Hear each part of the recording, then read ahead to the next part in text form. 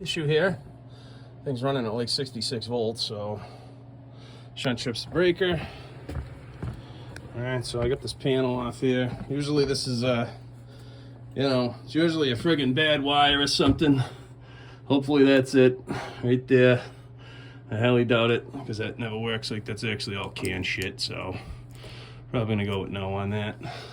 It's gotta be in there. Hands down. Heck. All right, so there's the regulator. So obviously get the flashing light. That means there's some kind of error with communication or something, I don't know. So what we're gonna do is we're gonna hook up to it. I wanna see specifically what the fault is, so I gotta go out and grab the scan tool. I'm gonna try to connect to it with ET. We'll plug this in and we'll see what we can pull up here. Yeah, see, it says 3 ECMs detected. So one of them is gonna be the ECM, one of them is gonna be the controller, and one's gonna be this voltage regulator. So let's see what we can find. Go here. Regulator software. Logo. There.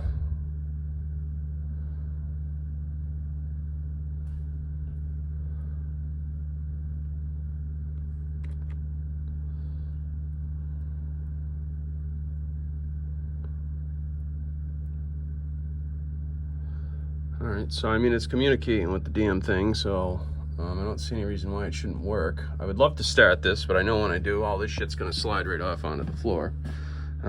So again, I just don't love these connections. You know, I just fucking hate to leave that like that. I mean, I don't know. See it? I just moved that. Now the fucking light's coming on and shit. Oh, man.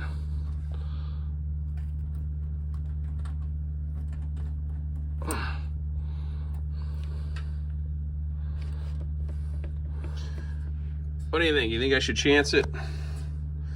Take her for a fucking test rip and have the laptop go flying off here?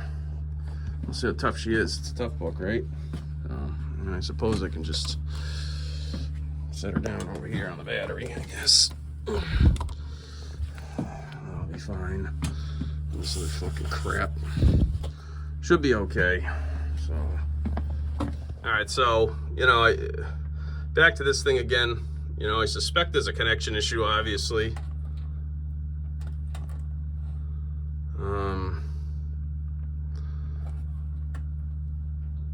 You see what I mean? Like, you do that, and then I got CAT unconnected. Now it's reconnecting, so the CAT software just connected. So let's we're gonna go like that and see what happens. Give it a minute. I do think that my wiggle test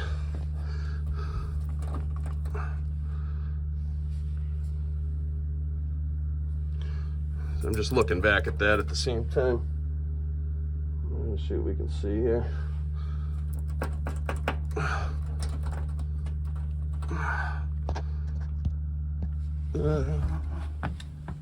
Still communicating. You like it? Oh, there it goes. Lost communication. Again, see? So yeah, definitely. Let's see, which one is it gonna be? Is it gonna be this one? Is it gonna be this one? I think it's this one. Well, not just because it's the last one, but this is like the third time I've done this. And it always seems like, yeah, see? So it's definitely this. So.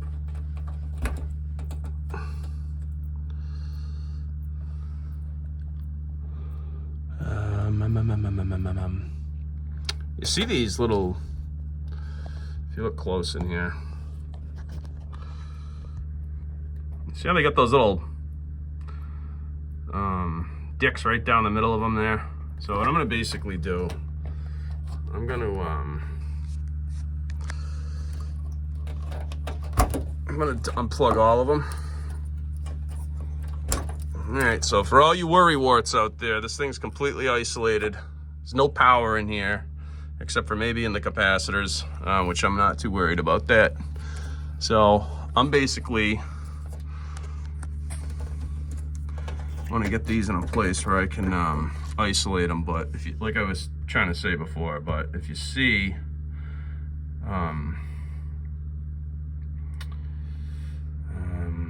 those little hash marks right there, so that's what we're gonna do, is we're gonna put a little small screwdriver down there, and we're just gonna widen those out basically.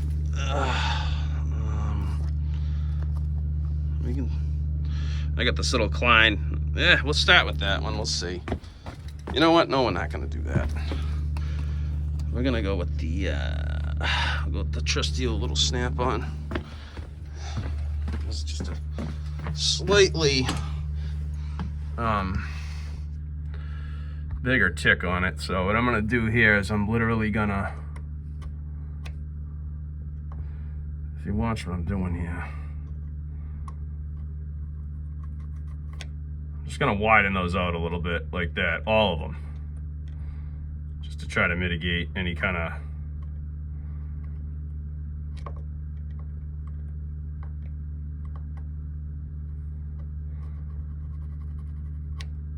so you just make them a little bit wider, and then what that does, it just expands them, and they'll be, you know, more likely to contact these pins here. So one of them's just losing connection. So I'm gonna go through and do that, and then we'll see what we see here afterwards. So yeah, what a long one, unbelievable. All right, so we're gonna give her a little test bump here. Want to see this come up to 480 volts. Before it was coming up to like 66, which is basically just residual, because there's residual magnetism in the back of the generator that it induces a voltage in the armature winding. So you're gonna get some sort of voltage up here, hopefully, unless there's a direct short, in which case you might not get anything. So hopes and prayers.